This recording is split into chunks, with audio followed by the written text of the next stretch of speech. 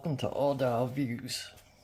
I'm doing another video on the T10 Pro here. I mean, anybody seen my videos, you guys know I tend to do really long videos and get into rambling and stuff.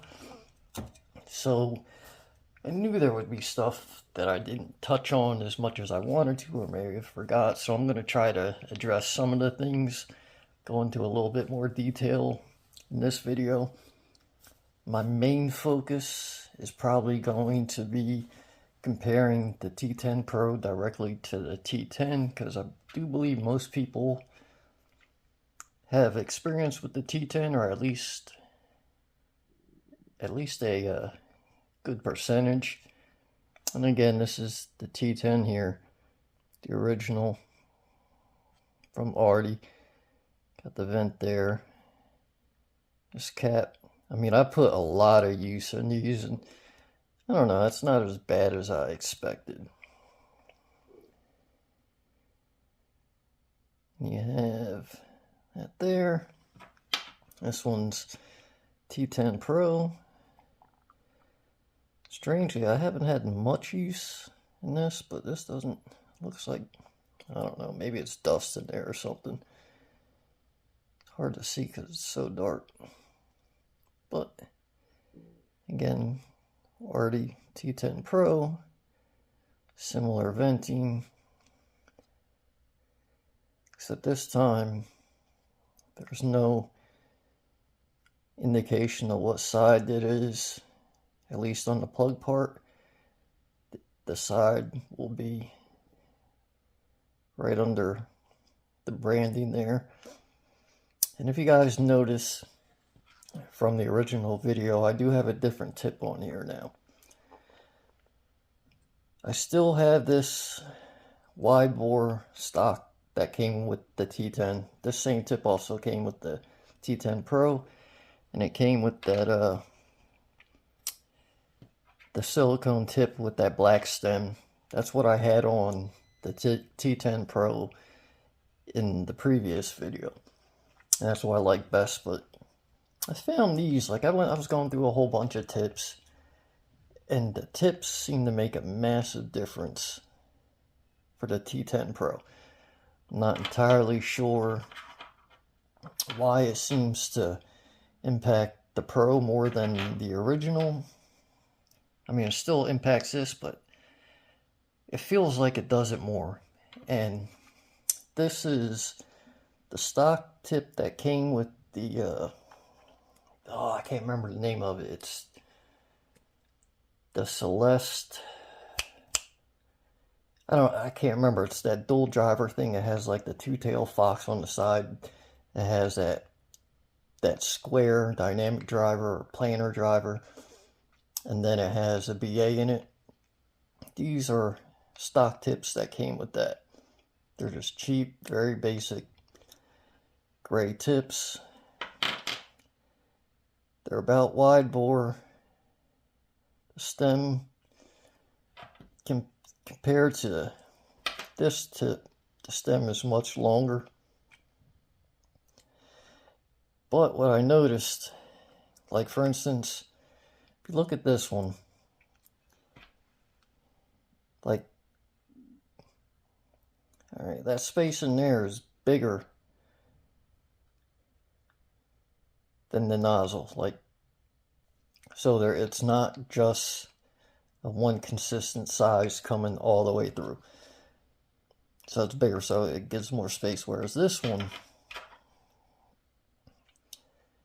on that, I don't know if you can see, but the opening there and the opening there is nearly the same size.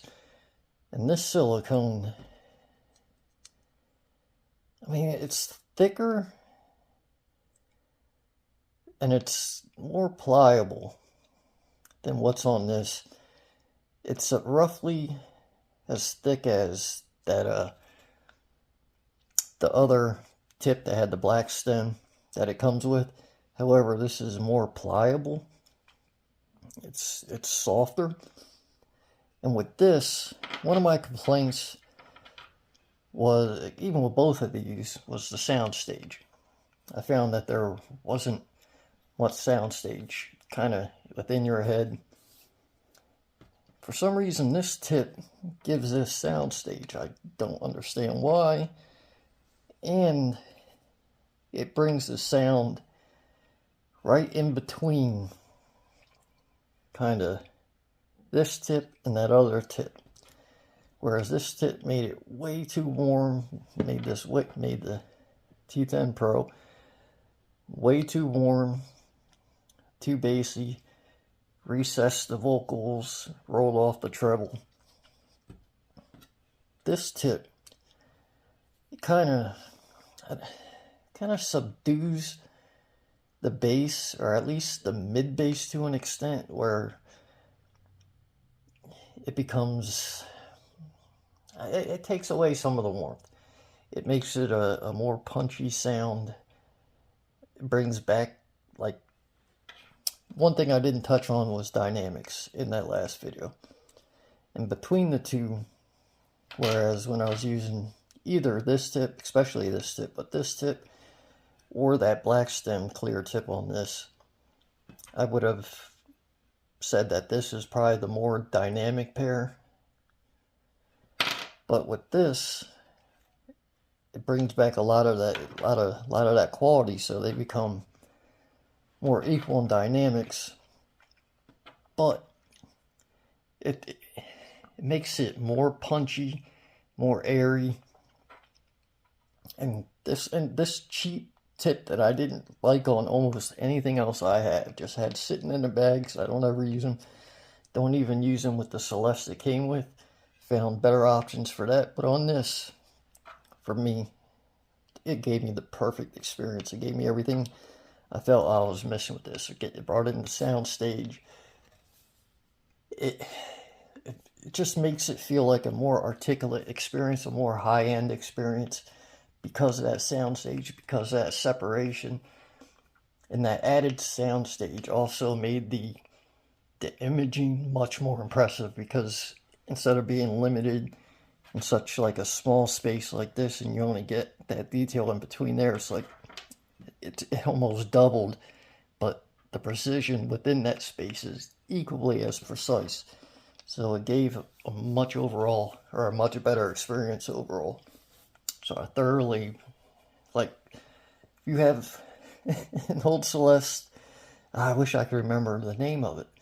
It's that one that has the square driver and the 1BA, and it has like the two-tailed fox on the shell, and it's kind of a weird shape. But it's a tip from that. I don't know what type of tip this is. I don't know if they sell this tip separately. But the key feature is, kind of has a long, like this part is long, the stem is about an average length stem,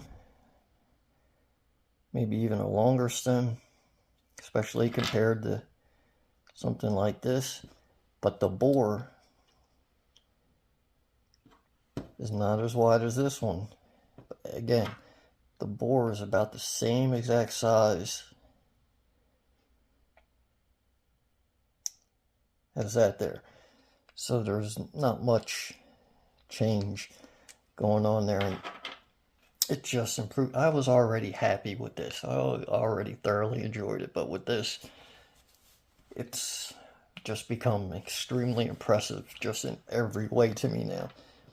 Like, it has quickly become probably my favorite IEM at the moment. Really, like, I love the tuning of it, and this brought back like some of that grit in like some guitars, and the grit in female vocals, some of that pain and emotion back. So I really like that. Now, let's see if we can try to look at some differences here. From what I mean, it seems so similar. And from what I was told about this, like, I seen one reviewer say they told him they did nothing different to try to tune it. And basically any differences noticed in tuning is strictly due to the new shell. Now, what I was told was they purposely tried to alter the sound, try to do some tuning. So I don't know if there's any different damping or anything. What I can say though is that is something you notice, and I believe I touched on it in the previous video. Whereas this seems more damped. Like, I don't want to say like maybe okay, this might be a good word, and I think I even seen, if any of you are familiar with Hi-Fi, I think I seen him mention it in his video for the T10, where he talked about he felt he actually wasn't impressed with the T10. I don't know. I love it, but he said he felt like the decay on the T10 was a little long, and that is probably one of the first things you notice when listening to the T10 Pro. Like, it's definitely more controlled, and because of that, more of the details come across. I won't say it's excessively more detailed. I still say they're close. I still find this very detailed, especially for the price of $50. It's just, I still consider this the best buy at $50, period. But I think if they can get this down to 90, there'd be no stopping them. Like, I haven't found anything from Audile yet I don't like. But again, so with this tip though, it feels more of just a balanced type of tuning. Like, there's still tons of sub bass, tons of bass, everything's punchy, dynamic, but it just feels like an overall smoother graph, whereas most stuff, including this, you can definitely hear there's points where there's a peak or two here or there. And it's EA500, you can still kind of, like, there's smoothness in vocals. It's a very smooth overall, confident IEM, but there's still points where you can hear like the graph kind of doing a little bit of peaking at times. This just feels like it's very smooth, especially now that I got those on it. So I've thoroughly been enjoying it. However, the biggest difference outside of that decay or damping that I noticed between these two is listening volume. And I guess I must listen to IEMs at a lower volume than most people. Because when I was letting other people try this, and I was leaving at the same volume that I had in my ears, and for me, it was fine. And they, oh my God, and I watch them crank the volume up 5-6 times. Like, I'd be at 16 and they'd crank it up to like 21, 22. So, and that's like, lower volumes don't do this justice. At the same volume, like, they do get about the same loudness. Because of the tuning, this sounds like it could be lower, but it's only it's only the treble part where you notice it's actually lower. Like, the bass and like some of the vocals are kind of level when you switch back and forth between them. But I can listen to the T10 low volumes and get nearly the same exact experience I can get at loud volumes. With this though, at low volumes, you kind of lose the dynamics of it. How else can I say? I don't want to say it loses control, but if like that separation, the soundstage collapses, and it's not until you're up to the point where you're almost at that jamming point, you're listening to music, or you got everything cranked, where you really notice the potential. Like, everything, the louder it gets, the more everything starts opening up, the more controlled things get, the more dynamic things get. And it's, again, I didn't notice that anywhere near as much on the T10. Virtually same, and there's lots of stuff I have that aren't this severe in the listening volume. So you do have to keep that in mind. And again, I did mention this in the other video, but you're running this out of an Apple dongle, out of your phone, just straight up, you kind of want to amp these. Even some of the, what is it? I can't remember the name of the dongle deck that I like, but it has the ES9281 Pro in it. And it's just a good deck. It's only single in it, but it sounds good with almost everything I have. It even sounds good with these. However, I don't like it with this. I don't know if it's because it's more that it requires just more oomph to get things going. But I really didn't like that with it. I would have to use, if the lowest I can go in single-ended was that Sonata HD5 or even the Hibby FC4. Like, those were kind of like the only two things I could really get the potential out of these single-ended. Balance-wise, I haven't found anything that couldn't do that balanced. And more so than the T10. If you get the T10 Pro, I would highly recommend balanced. Like, it definitely makes a difference. Maybe it's the channel separation, but most likely it's just the increased power. It could be anyway. That allows these to shine more. And they're not. Like, they do require power. So that would be another recommendation. Let's just compare cables real quick. Now this cable here, RDT10, this cable T10 Pro. Now, again, most of it's very similar. It's the ends that are different. The reason why I'm comparing it is because this cable I've had for a while, and I've used it inside, outside. It has been out in the rain at times. Like, I've been out stuck in the rain with this cable, so it has gotten wet. It has been exposed to sun. It has not hardened. It has not turned yellow or anything yet, so that's good. So I imagine this cable will be the same. See, hopefully you guys can get a good look of it there. We'll do the ends. And they did a good job. Like, I do like this new cable they have with the swappable ends, because they kept the size right. And I have another cable like this, and just this end is so much longer, so I really like what they did here, especially at the price. So you see that? So that's all good. Everything else is roughly the same. Like, here's the ends. The only thing I really wanted to compare was kind of the color and condition, because again, the T10 cable had a whole lot of use, been exposed to the elements.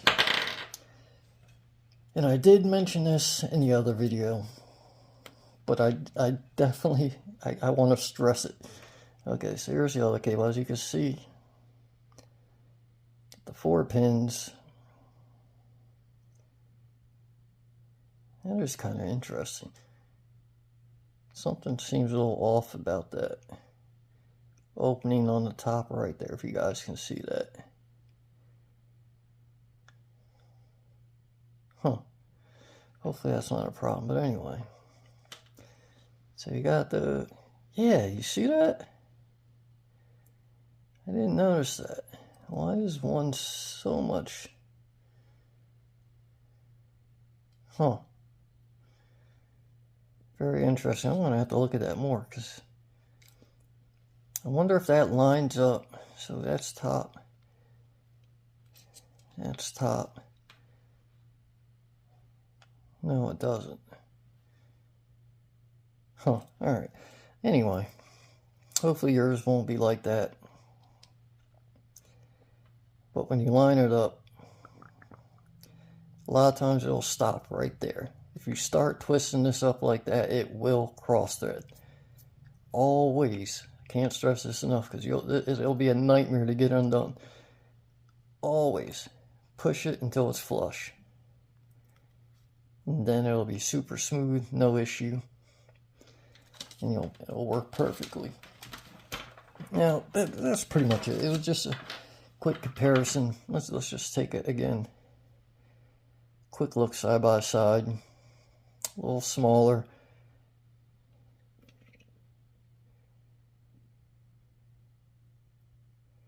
Same type of venting. Oddly, the venting on this, actually, looking at it through here, does look bigger. Wonder if it's blocked off or anything now.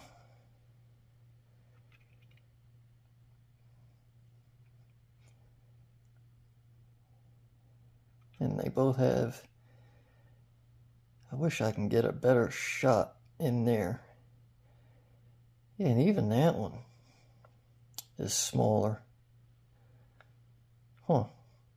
That's interesting. I wonder how much impact that has on the tuning, because, oh, again, Hi Fry, watch his video. It's not that old. He has one for a T10 Pro. He says he doesn't do the review part so much and doesn't care about that part, but at the very least, he tears these things down so you can see what's inside. And I love that stuff. I wish I could do that myself, but so go give him a watch if you haven't watched his channel. Super interesting. It's cool to see what's going on in these things. And like I said, he tore the T10 down. Showed that it uses the same drivers, basically everything else, planner, except for the really new stuff. Alright, so now I got that out the way. That's pretty much it for this. Like, this, in my opinion, T10 Pro, like, this would be somebody who likes aggressiveness, a little bit more, and I'm talking comparatively. These aren't an aggressive planner I am, but compared to these, more energy in the treble, more energy in the like upper mid energy in like vocals and stuff. Like female vocals on these can almost like it has that emotional, almost piercing power to it. This is an overall smoother experience. Like, for me, these are good for every genre. They seem to really shine with stuff like hip-hop, pop, even stuff like Rage Against the Machine, Tom Petty. Like, oh my god, like all that stuff sounds so good with these. This, more so, like, probably more so stuff, heavy metal, rock. It does do well with pop, but I really like female vocals on this one because of that extra energy.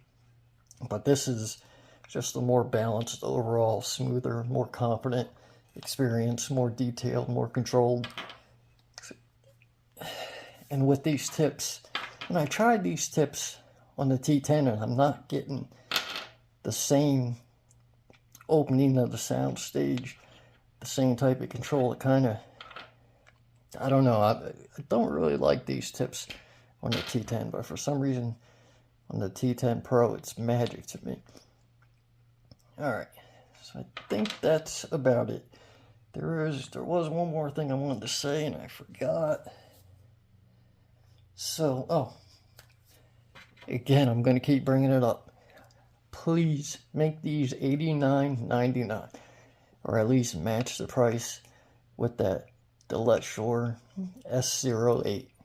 Match that price, be competitive with them, and oh my, these would be a winner in my opinion. Like, don't get me wrong, the S08 is good. I'm still working on trying to get a review for that. Hopefully I'll be able to pull that off. But from what I heard, they're both good. But as of now, especially with these tips, I do prefer this. But again, keep in mind, everybody has different tastes in music. And I have not had the dozens of hours with the S08 as I've had with the T10 Pro. But with that said, at the $100, I still don't think I've heard anything else. Like, drop it down to 90 though. Anyway, thanks for watching. Hit like, subscribe. Everybody have a great day. Making some pot, can you mix them up in the pot? Mix them up in the pot, mix them up in the pot. Yeah. Making some pot.